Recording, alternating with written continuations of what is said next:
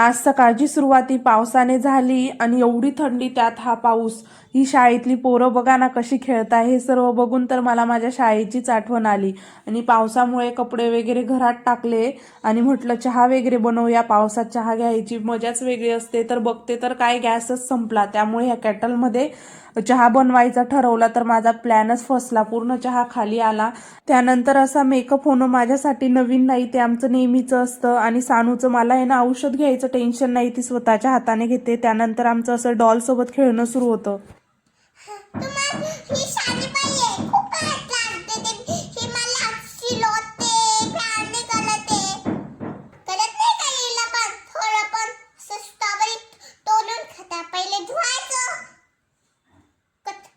त्यानंतर वॉचमन आले आणि त्यांनी सिलेंडर वगैरे लावून दिलं आणि पावसामध्ये अशा गरमागरम सूपने आमच्या दिवसाचा शेवट झाला. भेटूया, बाय.